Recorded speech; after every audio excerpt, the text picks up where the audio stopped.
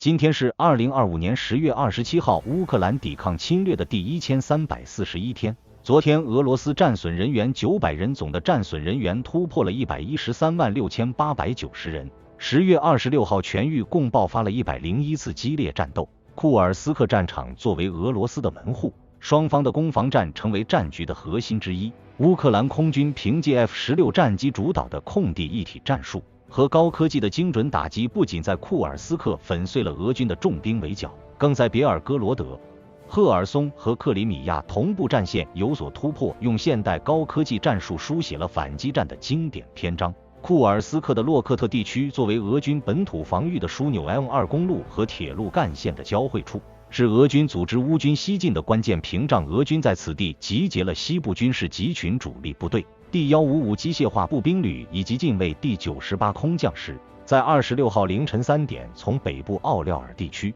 和南部的别尔哥罗德两个方向发起前行攻势，试图将乌军的第63机械化旅和第82空突旅围困于洛克特市区。面对俄军的兵力优势，乌军依托城镇建筑群构建防御，同时呼叫 F-16战机支援一场高科技的立体战。就此打响7点15分，战场迎来了决定性的转折。4架乌军 F-16战机携带用120超视距空导弹升空，在北约预警机的引导下，对俄军空中支援集群实施精准猎杀。短短2分钟，就有俄军的战机和直升机遭到击落，剩余的战机被迫撤离战场，乌军彻底夺取了制空权。在地面战场上，乌军的无人机群和 F-16战机形成了空地协同，无人机实时传回俄军装甲集群的坐标，随后 F-16战机投掷捷达姆精确制导炸弹，精准命中俄军装甲集群集结点，12辆主战坦克和18辆步兵战车瞬间化为废铁。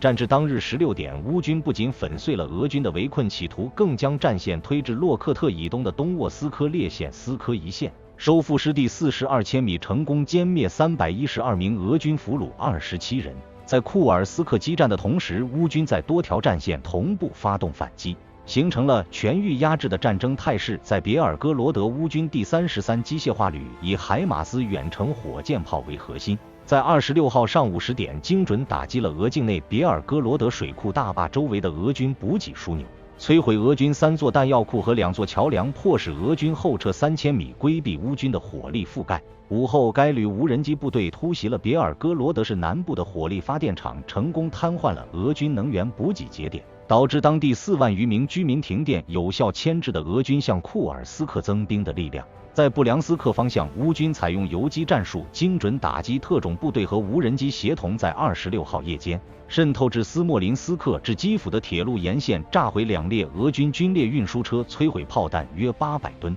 彻底切断了俄军乌东北前线支援的补给通道。在赫尔松战线，乌军第95空突旅依托第聂伯河左岸的阵地，以密集的炮火成功压制了俄罗斯第22军的渡河攻势，击退俄军5次猛烈的冲锋，摧毁渡河州桥3座，牢牢守住了南岸的核心阵地。同时，使用自杀式无人机精准打击俄军指挥部，击毙俄军前线指挥官1名。在克里米亚战场，作为乌军远程打击的重点目标，26号下午3点，乌军发射了24架远程无人机，协同风暴阴影巡航导弹突袭了克里米亚费奥多西亚港口俄军的油库和军事仓库。无人机群率先突破了俄军防空网，摧毁2处防空雷达，随后巡航导弹精准命中目标。油库爆炸引发的大火持续燃烧了6个小时，烧毁燃油约3000吨，彻底瘫痪了该港口俄军的补给能力。与此同时，无人机部队还袭击了克里米亚战1颗空军基地，摧毁2架苏30战斗机，进一步削弱了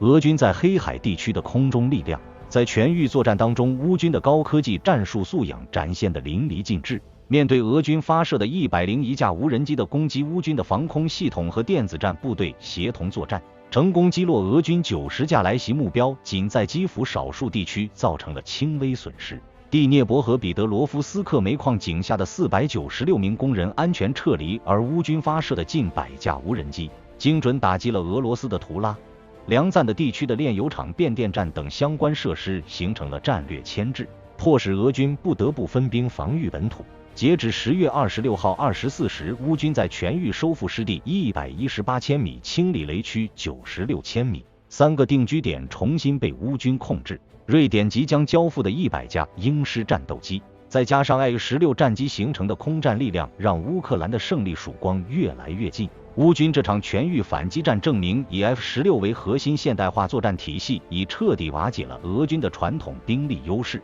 从库尔斯克的制空权争夺到多线的精准打击，乌克兰正在用高科技和勇气捍卫国家的主权。目前，北约依托全息感知系统对俄军的部署实现了透明化。俄军部署在布良斯克、别尔哥罗德和库尔斯克的北方集群兵力约为73500人，西部集群约为71600人，中央集群约为87000人，南部集群约为114000人，东部集群约为52000人，第聂伯河集圈约为13万人，克里米亚约为13500人。目前乌克兰战场俄军总兵力约为54万人，即便如此，俄军依然面临着严重的兵力不足的问题。在战略战役战术如此透明的情况下，俄军想打出高效的作战战果，难度是比较大的。自2022年2月战争爆发至今，俄罗斯的军工产能首次出现了下降。9月份，包括坦克和步兵战车在内的车辆产量下降了90%，从8月份的61.2%下降到了